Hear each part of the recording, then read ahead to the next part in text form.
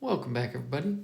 So yesterday I made a video about my list of top 35 board games, and that was fun to make. So I asked some of my friends what some of their favorite games were, and I figured I would just talk about the list. I think there's about seven of these, I believe. So I figured I would talk about some of the games that they love and just check them out. So here we go. So these are in no particular order. This is I asked two of my friends. Both of them listed Seven Wonders. I guess is their favorite draft game. And yeah, I mentioned Seven Wonders when I talked about It's a Wonderful World yesterday, and it does not surprise me that these people love Seven Wonders. It's a great game. Obviously, I think it's the most awarded board game ever. Um, and they know it a lot better than I do. So obviously that means they'll win a lot more than I do, and they've just I don't know, they've played it a lot, and this is a game that rewards you for having knowledge. Um, yeah, so really cool game. Makes sense that it'd be on here. Next one is Dune Imperium. Now, one of my friends who wasn't one of the two that I asked has made a lot of videos on this channel about Dune Imperium. And when I started playing Dune Imperium, I hated this game. It was described to me as a like a worker placement deck building game, and I was like, oh, well, I hate placement, but I love deck building, so maybe I'll end up liking it. And then it turns out the game is like 0% deck building and 95% worker placement. And then 5% luck, I guess. So, anyways, so at the beginning, I hated Dune Imperium, and then I played it a little bit more, and it grew on me. There's certain games that are worker placement that I just absolutely hate. But this isn't one of them, and since I've watched my friends' videos, a lot of this stuff has grown on me, and I honestly am pumped to play Dune Imperium again. But it's just funny to me that both of my friends really liked, or actually, all three of my friends really like this game so much. So I guess I'm behind, but I'll have to catch up and get good at this one eventually.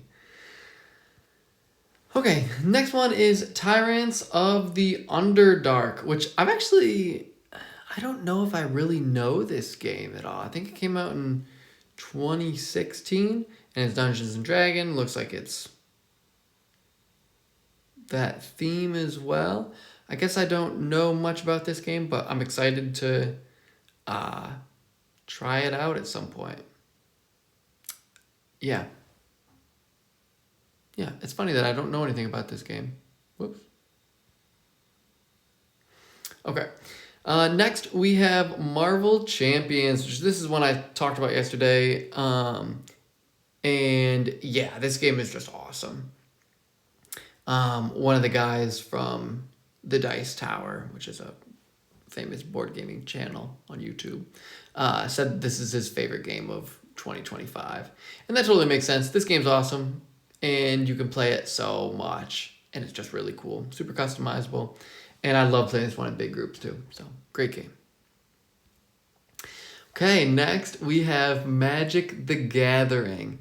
And so I guess my one friend had the caveat that Marvel Champions and Magic the Gathering are non-standard board games, which makes sense. So both of these are collectible ones.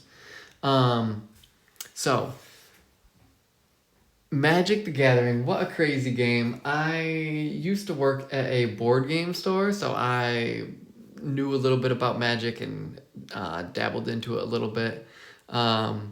And I still watch like YouTube videos from time to time about like ridiculous things that have happened in the Magic community, like people cheating or random people winning tournaments and stuff like that, which always just seems really interesting to me. So I really love that this game is so competitive and so deep, and that there's so much into it. And Magic seems to be doing really well right now, even if the players aren't always happy. But yeah, just a super cool game. I think the two coolest things about Magic is one time I was in West Virginia, and I bought like $100, or I bought $75 worth of Magic cards from somebody, and then I ended up selling them for more than $1,000. And then my other bad, or that's my good story about Magic. My bad story is the one time I bought a Magic deck. It cost about $1,000. And then I played it. I played it a few times and practiced it. And I went to one tournament and I was like, no, this isn't for me. So super lame when I just sold it all back. Big loser moves, but I guess that's what we got. Okay, next one we have War of the Ring, the card game, which totally makes sense. This friend group plays this game together a lot, so I'm not surprised this is on here at all.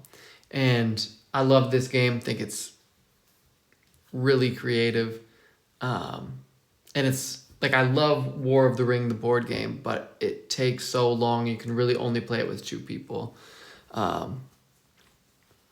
Or at least if you're playing it with four, it feels like way more than you actually need, I guess. But the card game works great at 2 or 4. I haven't really tried it much at 3, so awesome game. And then last but not least, we have Avalon, which is technically called the Resistance Avalon, which I didn't know until like 10 minutes ago, which made me laugh. I like Avalon. I don't like it as much as Secret Hitler.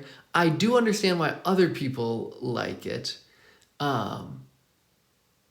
I do understand why other people would like it more than Secret Hitler. Essentially, this one huge friend group used to play both of these games all the time. And I didn't like Avalon as much because it was more about like concealing information than sharing information. So I appreciated like the discourse that happens in Secret Hitler, whereas Avalon is just like, it feels more luck based to me, because at the end of the game, there's probably like a, I don't know, 33% chance or 25% chance that you're just randomly going to kill Merlin and you're going to win no matter what happens. And I don't. So that's the thing I don't like about it, but it's a really good game. So, yeah, props to them. So anyways, there's the few other favorite board games from some of my friends or whatever.